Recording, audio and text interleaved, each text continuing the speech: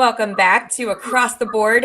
Big announcement today. Past the Wire Sports next week will be joining the John Fredericks Media Network, which means we'll be reaching more than 21 million listeners and viewers on more than 20 terrestrial radio stations, Roku, Apple TV, Amazon Fire TV, podcast, digital platforms, lots of ways to hear all of your sports wagering, betting, racing news. John, Frank, what are your thoughts on all of this? Frank, you lead off because mine are going to be a little elementary. So you lead off. Well, I don't know about that, but bottom line is that we're really excited now to take Past the Wire to the next level. It's not going to be the final level, but to the next level. And the next level really is this John Fredericks opportunity in partnership with him. 21 million viewers. Get us at pastthewire.com, Past the Wire TV, all of our social media outlets tied into now the Fredericks operation, which is Roku TV and Apple TV and every function that exists. And the great news is that we really are in a situation now where we can become a national voice in the product that we're going to be putting out. That ultimately, Jon Stettin started years ago, had a dream to be able to build it.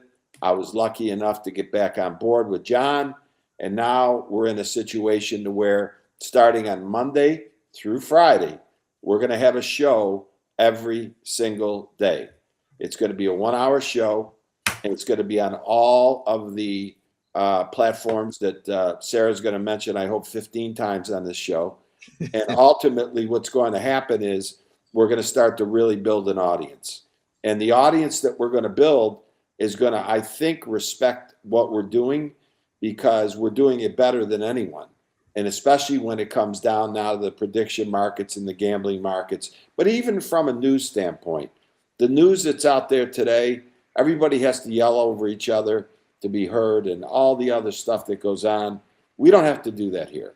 We're going to give you information and we're going to really talk to you about not only the news, but how in your gambling world, whether it's in the prediction markets or your online gambling, you're going to be more effective. So, John, that's great to, again, be on with you.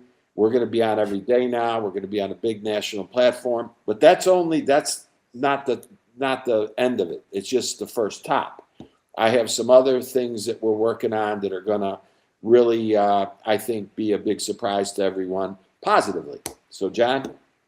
Well, first off, Frank, thank you for getting us here and making an immediate impact since you got here. I will say that. And I think that if we had to really narrow down and we are a wagering and gambling based show. If we had to narrow down who got lucky in this partnership, I would have to say that the money is on me because the reach that we're getting is just phenomenal, and the speed in which we've been able to get it is really unheard of. And when I said that my take would be a little elementary, I'll share something a little personal. Last night before I went to bed, I have Roku on my TV. I got Fire Stick and Apple. I got them all. But I clicked on Roku and I was able to watch about 5 times the Past the Wire trailer coming soon because we debut next week.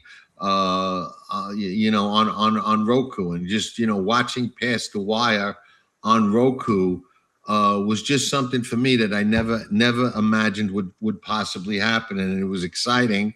And I was watching it, and I actually videoed it with my cell phone just because I wanted to watch it again and make sure that I wasn't dreaming. Because and here's the scary part of it, because there is a scary element of this. All right, like it or not. Could you imagine 21 million people having to listen to some of the things that I say about some of the things that go on in sports and racing and across the globe? I don't think we're covering Tony Romo today and his DUI arrest, but if we were, forget about what I got to say about that. So I think that Frank hit the nail on the head. We're going to be a lot different than anything you see because we call it how we see it, good, bad, or indifferent, the good, the bad, and the ugly. You're going to hear it all straight.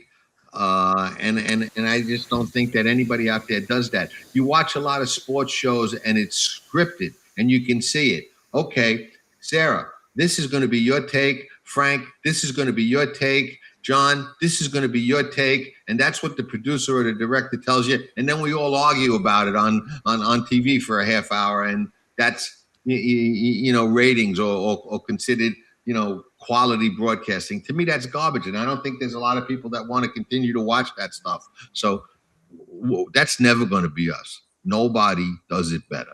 John, let me tell you, I'll close the segment with this, is that I'm not going to mention the name of the broadcasting group, but everyone knows who I'm talking about. Ideology has crept in even the sports. When you look at what's going on in the news world, it's all ideology. People are paid to say what they say. That's how they make their living. Right. In the sports world, it's not much different.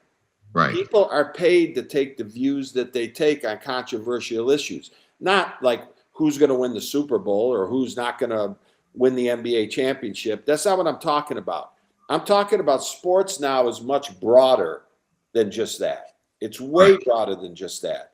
And ideology makes me sick when it comes down to really talking about factual things, because I would like to believe, and I'm going to do everything I can, this show is going to be right in the middle. We're not going to become political. We're not going to have our mind made up before we get on the air or get involved in some discussion. We're going to speak what we think is reality. And we're not paid to say anything either way. So that's the real key. But ideology has really broken into sports now, like it has in the news world, and that's not going to happen on this show. I agree, and you can pay us. You just can't pay us to say what you want us to say. Yeah, pay us. We'll take the money. We're not. You can pay us. You just can't pay us to say what you want. Yeah. Well, there you go.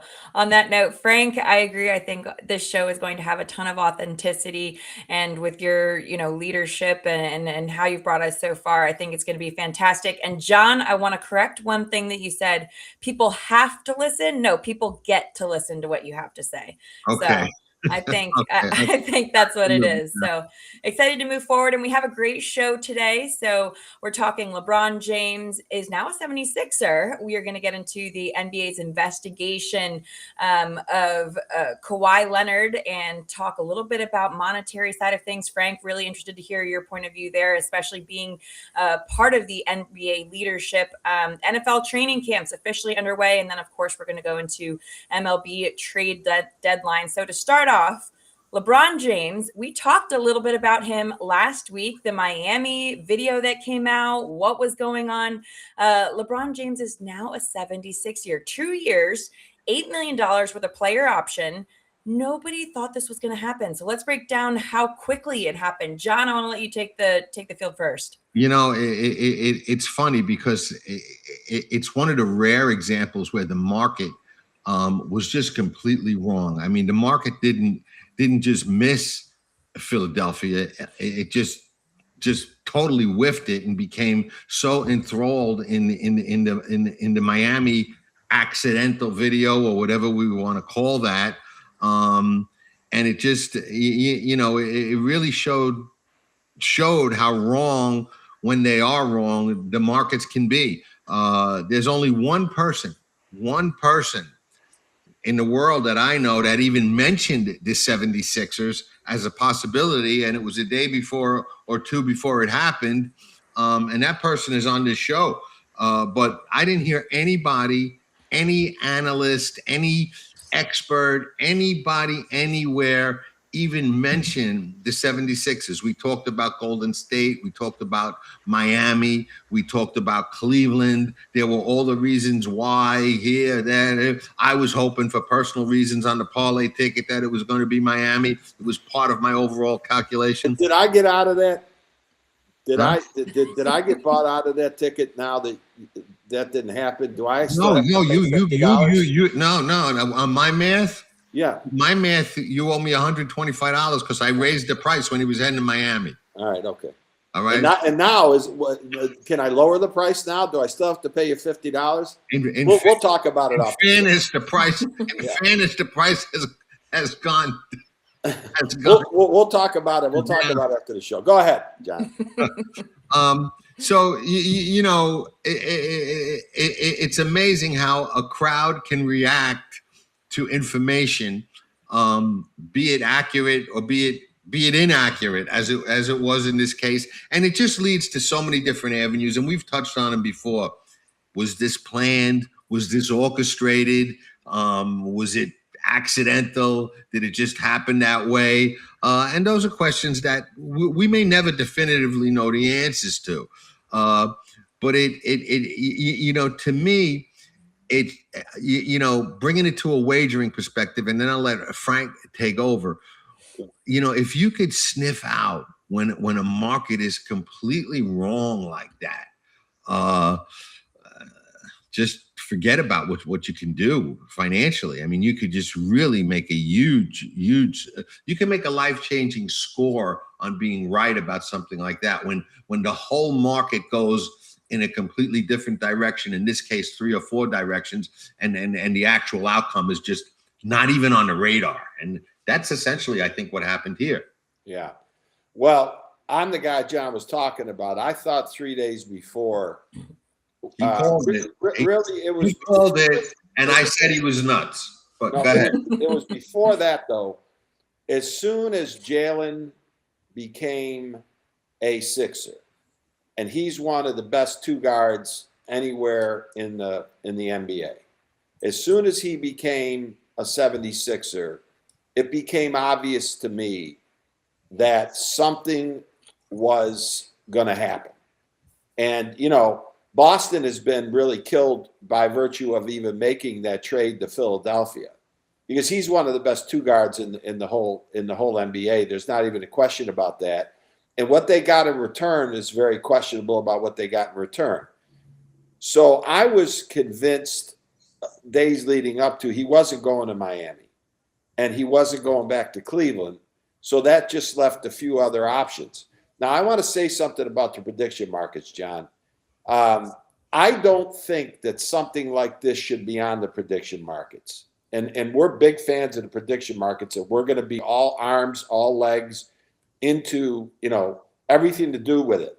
But when you've got this much money, which is now on our screen, being bet, where 5 people know the outcome, this isn't like who's going to win the Super Bowl, or who's going to win the NBA championship, or who's going to win the World Series. These are 5 people that are making this decision. And you got this much money, you know, bet.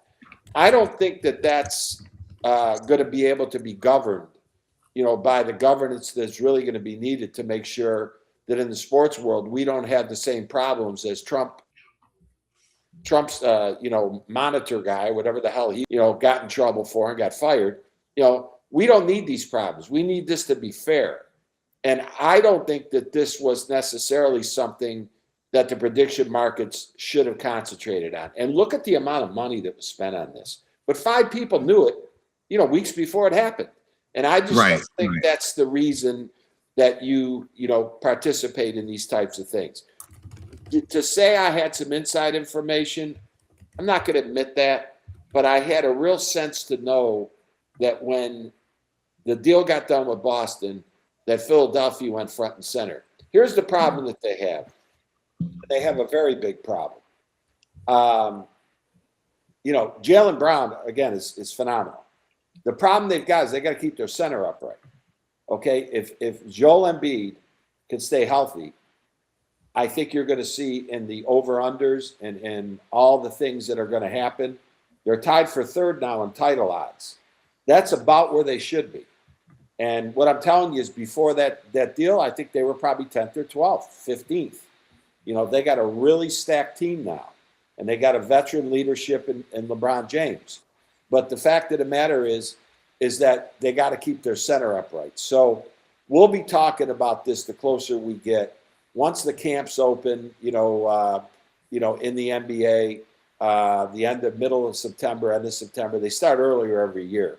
We'll start to get into heavy NBA discussion about who we think, why we think it, and all of that. But, you know, the prediction markets really shouldn't take that much money around something that's controlled by 5 people. That's my view. And Well, Go ahead, Sarah. Well, I was going to say some of those numbers that you were talking about. So Philadelphia, just minutes before the announcement, Philadelphia had a 9% chance of landing him.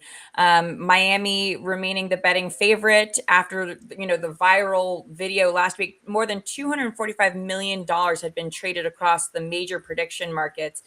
So, all of your numbers are absolutely right. People were completely taken aback by this. And number that I was actually really surprised about was the $8 million. I mean, correct me if I'm wrong, but that seems like a smaller number for someone like LeBron James. 2 years with a player They don't have option. the cap room, Sarah. They don't have the cap room. Okay, I was going to ask you, why is that? And plus, he's got $1 billion. So he's going now to try to win his 5th championship, and that's a whole nother discussion John and I can get into about. This will be now his 3rd team, I think, that he's trying to win an NBA championship with. He won in Cleveland. He won in Miami. So he's going to try to win here. And he won in LA. So this is actually the 4th team. And and he's 41 now, and Philadelphia hasn't had a championship since what, the 80s? It's been a while. 80. It's since Julius Erving, I think. It might have been in 1983. We got to have our staff. 1983. It might have been 1983 with Julius Erving when they took out the Lakers. But anyways, the long and short of it is that there's a lot of interest in guys like LeBron, and our show's going to cover it from top to bottom. So, John, I'll give you the last word. Well, if we can, I want to put up the graphic again that shows how much was bet at Polymarket and how much was bet at Kalshi, because there's a little bit of a takeaway there. If you look, and Sarah alluded to the pricing at 9 right before the announcement at Kalshi, it was a little bit higher at Polymarket, but yet Kalshi took almost 5 to 1 of the money, and it creates a false illusion, because it looks like, well, Kalshi is that much more powerful than Polymarket and taking that much more money, but that's really not the case. It is in sports. In sports, 80% of Kalshi's volume is made up of sports, where only 39% of Polymarket is made up of sports. So that metric actually falls in line with what's been happening and with how they price the different sports wagers on there. So I think Kalshi is establishing itself as the leader of the 2 prediction markets when it comes to sports, and the go-to when it comes to sports, where Polymarket is going to be, in other areas. Now, I'll close with this, because Frank feels strongly about it, and I understand why. But let me tell you something, and this is a cold hard reality that we're all going to have to get our arms around. You cannot police, you cannot regulate, you cannot legislate morality. And there's always going to be opportunities, like the stock market with insider trading. There's always going to be opportunities on bet exchanges, like in London. Okay, and I wrote about the Shanahan cartel and what they did with Coolmore, and one of the top stables in the world in betting horses not to win. You can't take out the element of cheating and larceny from a prediction market or from an exchange. There's nothing you can do to stop it, because there's always ways around it. If you ban the 5 people who know from wagering, they're going to wager through beards. If they want to wager, they're going to wager through 3rd parties, 4th parties. In my case, if I was going to do it, I would be 20 removed from the person who made the wager, but the wager would still be made. It's something that the prediction markets themselves have a loss line, okay? In their financials, they actually have a loss line. How a store has a loss line for pilferage and shoplifting, they have a line for scandals, thieves, cheating the market. They know it's going to happen. All they can try and do is control it, look for those patterns, try and weed them out. I think a big thing is, and I think they've done well in this area, is make examples of the people who do get caught, which they have prosecuted and have done, and that's a credit to them. But to say we could stop it or we can eliminate certain kind of wagers, then the question becomes, Frank and Sarah, which wagers are not allowed? Because every wager is a way to cheat in a prediction market. That's just the nature of what that is. Yeah. Well, speaking. Go ahead, Frank. Sir. No, Well, I was going to say, talking about, scandal and money, before we leave the NBA, I want to talk about the Kawhi Leonard investigation. The NBA has been investigating for nearly 11 months, whether the Clippers circumvented the salary cap through endorsements involving Kawhi Leonard. So he reportedly is making $28 million on endorsement agreements, an additional reported side agreement, and questions surrounding promotional work performed. So Toronto reportedly is interested in reacquiring Leonard, and they have to wait until that is finished. $7 million still owed to Leonard. What are your thoughts on this? And Frank, I'm going to start with you, especially, being a minority owner, president, general manager of an NBA team. What are your thoughts here? Do you think there's something illegal going on? Well, I think this one falls under the category where there's smoke, there's fire. And the reason that I say that is Aspiration was owned by the same person that owns the Clippers, who, by the way, has $30 billion. He was, the second in command at Microsoft. And so, this one smells. Toronto obviously took a chance, because you got to remember, when Kawhi was in Toronto, they won the NBA championship about 3-4 years ago before he went to the Clippers. And so Toronto loves him. The fans love him. But you've got a third party now, law firm that was hired by the NBA. 11 months investigation tells me where there's smoke, there's fire. And so, is the deal going to get rescinded? I think that's a possibility. What I know about the NBA, which is a reasonable amount, I would say the NBA is going to do everything in their power not to rescind this trade, because I believe that they want him now in Toronto, and they don't want to have this scandal hanging over them. But, the facts to me, they don't look good, John. I agree. And I think if the league concludes that outside money was used to disguise player compensation, then a fine is not enough. Okay, a fine is not really punishment. It becomes, lack of a better term, a transaction fee.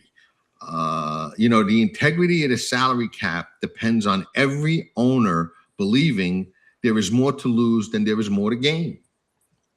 I don't know how else to say it. And something, it was really a bad decision by the Clippers that they even used a company that was owned by the owner of the franchise. Right. I mean, I'm not advocating circumventing the rules in any way, shape, or form. It's not what I'm saying. But it was also dumb. And the fact of the matter is, when you got an 11-month investigation, this is something that the NBA doesn't want. They don't want this to get rescinded. They don't want this to become an issue.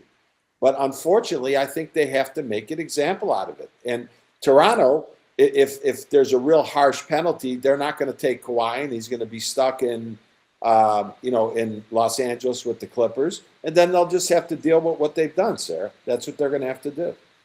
Yeah. And to me, it's the craziest part is that there was no perceived promotional work even done. That's something that could so easily have been done. That to me is just insane. But we're about halfway through our show. We still have a ton to get through. But before we go to break, I want to remind everyone that you can find us on PassTheWire.com, Pass the Wire TV on YouTube. We are Pass the Wire Sports. And of course, we are joining the Jon Fredericks Media Network on more than 20 terrestrial radio stations, Roku, Apple TV, Amazon Fire TV, podcast, digital platforms. We're going to be going out to more than 21 million listeners and viewers nationwide. And of course, you can find out all of your information, like I said, on our website. Follow us on our socials. We'll be right back after this break. a warrior from the start. He's got grit, the kind champions are made of. In his biggest battles, he showed his mettle. Sierra Leone is plugging in. Dornock is coming back. Dornock is a Remsen. What separates the best isn't just talent, it's meeting the moment.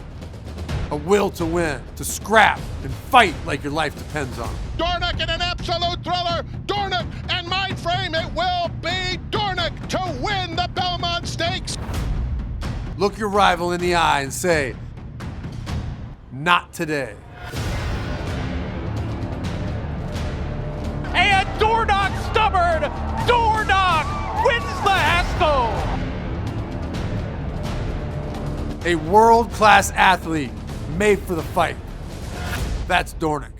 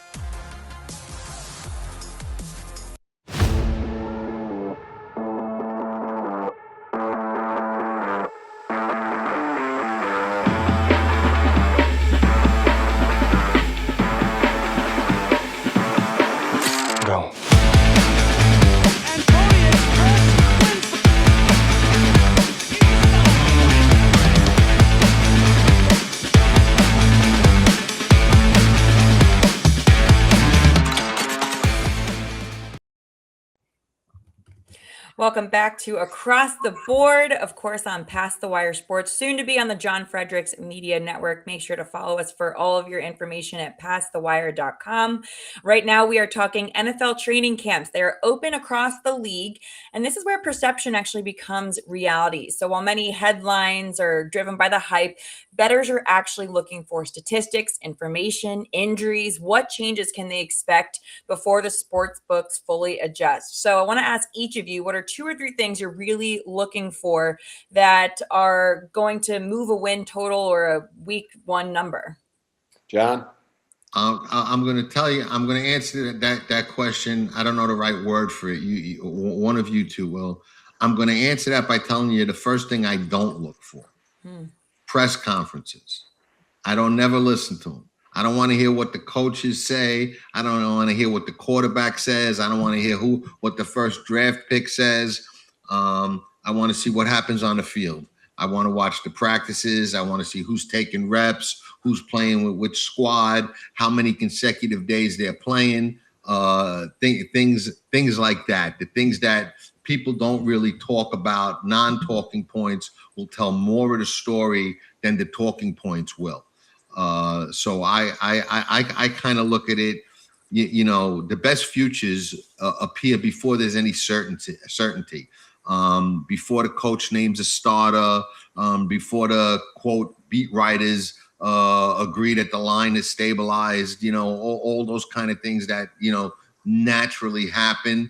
You get your edge, and you find the deficiencies in the markets before all of that stuff. And I find that by watching what's actually happening on the field, not what's happening with people's mouths. That's a great point, John. I'll follow up with this. What's going to get the most publicity is going to be the quarterback decisions that are made, because the quarterback is clearly the most important player on an NFL team. And I've picked 4 that we're going to talk about. And John, you chime in at any time. Let's start with Atlanta. Okay. Atlanta went and pursued Tua Travacaloca, or however the hell you say his last name. I like it.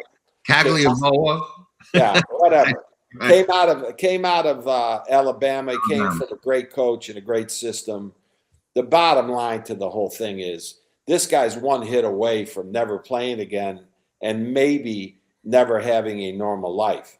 He's had more concussions than you can add up. And I just read yesterday, which I'm sure the world knows, he just got hurt again. And so, This one's an easy one for me. Michael Penix, who's a really good player, out of Oregon, left-handed, kind of reminds you a little bit of Tua, in my opinion, is going to be the starter.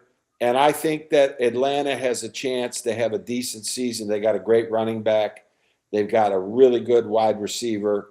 And they've got a decent defense. So Atlanta has a chance, but I don't see how Tua ever gets the starting role there. I think it's going to be Penix all the way, John. I don't think Tua could finish the season in Miami. I don't know that he can finish the season in Atlanta. But let me ask you this. Any concern with Penix's health at all? Well, he's built kind of like Tua. But, Exactly. they almost look the same. They're both left-handed. They're both about the same size. In my humble opinion, though, Penix hasn't taken the beating that Tua's taken. And so for this season, which is all I really care about, this season, and in our gambling analysis, I think Penix is by far the better choice, and I believe that he'll be the starting quarterback. The second team is the most interesting to me of all, and it's Cleveland. And, John, why don't you start with Cleveland? Because there's all kinds of stuff here. Well, to me, this breaks down this way. And again, you have pro sports management knowledge. I don't. I can only interject what I would do and how I see it. I see Cleveland and the whole situation there being less about Saunders versus Watson and more about management and the new staff choosing development or immediate survival and immediate winning, which route they're going to go. If they're going to go the development route, I think that they go Sanders. If they're going to go, hey, we got a shot now to win some games and it's now or never, I think Watson wins that decision today. Yeah, if I'm the GM of that team, it's a no-brainer for me that Sanders is the starting quarterback. And there's a reason for that. Watson has not played in years.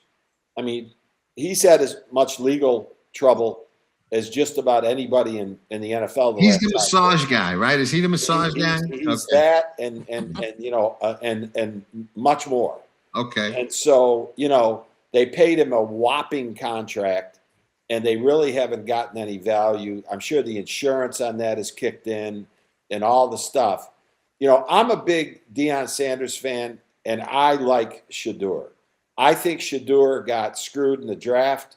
That's not a political comment. That's not because he's black or white. I don't want to hear any of that crap.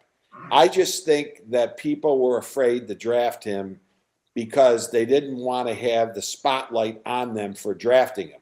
Now, between you and me, for him to go in the 5th round is a joke. That's a complete joke, and everybody knows it. I would tell you that if I was didn't he show up with a bit of an attitude or a chip on his shoulder to some of those meetings, or no? That's the report. I think he's basically a good kid. He's a God-fearing kid. He's a good kid. I think that he has the weight of the world on him because he's Deion's son. But I think that Shedeur Sanders can be a really good quarterback. And, one of the things, John, that you need to, keep in mind with these guys who are now going into their second year, because of the NIL, they've made a bunch of money in college. I mean, Shedeur, probably made $3, $4, $5 million a year in college, and so these guys aren't coming in like Tom Brady came in or Peyton Manning came in, where they didn't make any money in college, and now they're coming in with these contracts. The NIL has changed all of that. So my position is that, Cleveland traded their best defensive player for a bunch of young guys and picks, right? The best defensive player, one of the top guys in the league. I think you build, and I think you go with Shedeur.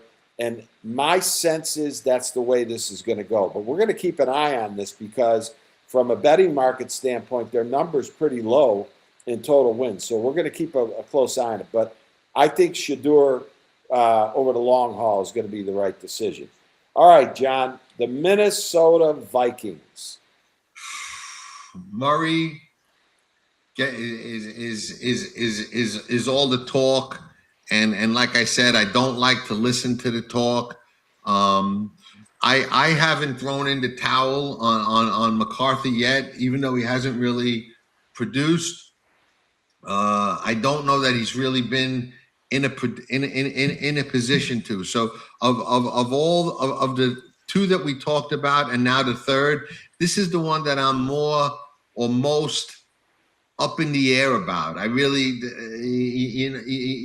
I'd love to be able to say, Murray, because I've given up on McCarthy, but I really haven't. I think he's kind of,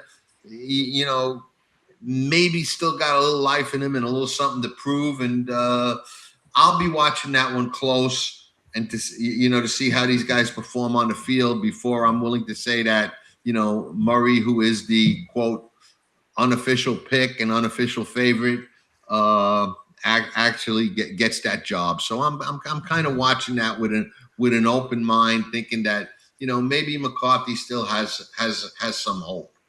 Well, this goes back to now the front office again. What everyone's got to remember is Sam Darnold, quarterback there, I think 2 years ago. One of the worst moves I ever saw. And won like 14, 15 games. I forget exactly how many games. 14, 15 games, okay? Right. And they let him go because they thought J.J. McCarthy was the answer. Well, all you have to do is play fantasy football and draft John Jefferson, who technically is the best receiver in football. And that will sum it up. All the people that watch to play fantasy football, Jefferson's numbers were so bad last year, you couldn't even count it up. I mean, I think he caught maybe 2 touchdown passes for the whole year. He's by far the most talented receiver with Chase in the whole league. So it goes back to the front office. Murray has been a problem. Now, Sarah and I are in Dallas, Texas. He's from Allen. He went to Allen and he won 3 state championships in a row, which people who live in Texas know that's not easy. And, he goes to Texas A&M, and then he goes to, I believe, Oklahoma, and then he gets drafted by the Cardinals, and he can't make it there. He just can't make it there. And there were a lot of rumors about his attitude and different things. His father was a great player in college, and he's a really nice guy. I met him several times. The problem that you have here is that you put so much into this J.J. McCarthy thing, and you made a mistake. And I'll tell you something, John and Sarah, the hardest thing to do in the front office is to admit you made a mistake and just move on from it. Because the Sam Darnold thing is one of the biggest blunders the last 5 years. I'm glad you agreed with me on that, because I couldn't understand it when it happened. I couldn't understand why they were even considering it. It just seemed like a bonehead move. I'm like, why do I know this and they don't? Wow. And then Darnold, oh, by the way, for everybody watching, goes and wins the Super Bowl last year. Right. Yeah. So point. Well, before we wrap this up, quick question. 49ers, Shanahan, the car accident, concussion, broken nose, broken ribs, broken hand, 40 facial stitches. How much do you think a head coach really has, in training camp? Do you think this puts the 49ers at a disadvantage? Yeah, distraction. Just a gigantic distraction. And I pray for him because he's got a broken nose, he's got 3 broken ribs, he's got stitches everywhere. This was a bad accident, John. I agree with that, but I've got a completely different take. And I think of everything we discussed, this is the best market-changing scenario that we have, okay? Shanahan is a great coach. He runs a tight, well-organized ship. I believe, okay, that this is a perfect time. Watch what happens on the field. Watch what happens at practice. I don't think they're going to miss a beat. I think they're going to rally around him. I think they're going to stay strong for him. I think his discipline and focus is going to rub off on those assistants and everybody that's got to step up. And I think that the market's going to react exactly how Frank said. Oh, no. Oh, big disruption. Shanahan's not here. Bet against. Take the under on the totals of the wins. And I see it the complete opposite. I see them as a well-coached, well-disciplined team with some good players. And I think the market's going to overreact to it. I'm not saying it's not a big deal. I'm just saying this is the kind of thing that I look for. Markets overreacting to something, a lot of news, taking nothing away from the seriousness of the accident. We all pray for him, but the market's going to overreact to that. So I would definitely, from a wagering standpoint, be looking for opportunities with the 49ers because of that overreaction. Great point. Well, that's great point, John. All right, we're going to take a quick break. After this, we're going to talk MLB trade deadline. It's getting closer. Boston already made a move. Make sure to follow us on PassTheWire.com, Pass the Wire on all of your socials. Thanks for joining us on Pass the Wire Sports. We'll be right back. Our parlay's getting weaker by the day. A warrior from the start. He's got grit, the kind champions are made of. In his biggest battles, he showed his mettle. Sierra Leone is plugging in. Dornock is coming back. Dornock in the Remsen. What separates the best isn't just talent, it's meeting the moment. A will to win, to scrap and fight like your life depends on it. Dornock in an absolute thriller. Dornock and mind frame, it will be Dornock to win the Belmont Stakes. Look your rival in the eye and say, not today. And Dornock stubborn. Dornock wins the Haskell. A world-class athlete made for the fight. That's Dornock.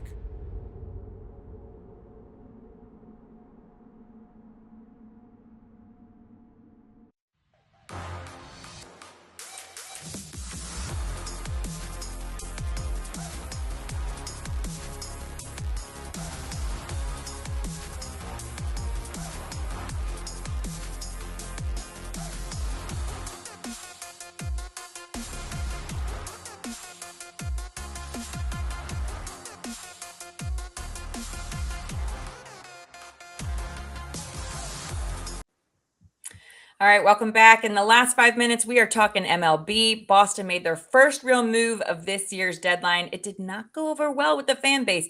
John, walk us through what happened. And then, Frank, I want you to talk about the contender that's best positioned to benefit from the current market dynamics. Well, but besides hurting the Yankees and the parlay, Boston did, a classic move. They traded for right now. They got a quality young arm. The final piece, useful,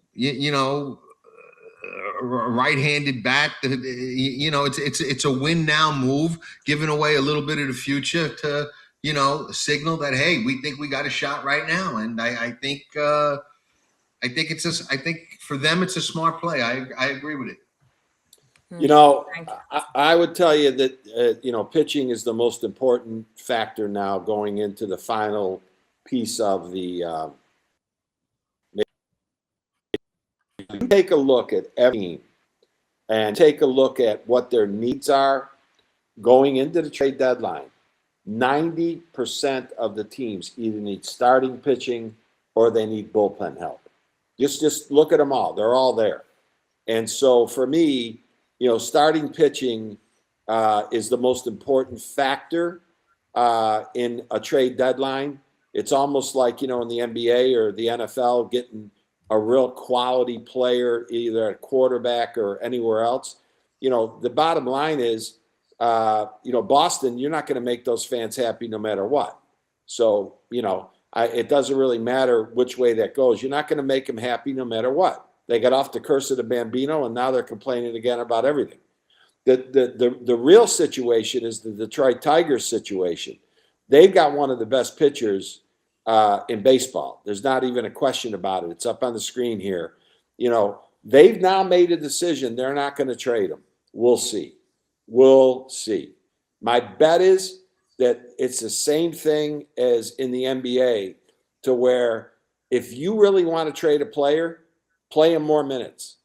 I told Nelson one time, I said, what the hell are you playing this guy for? This guy's been playing 12 minutes. You're playing him 30 minutes a game. He said, I'm trading him. And I said, okay, I get it.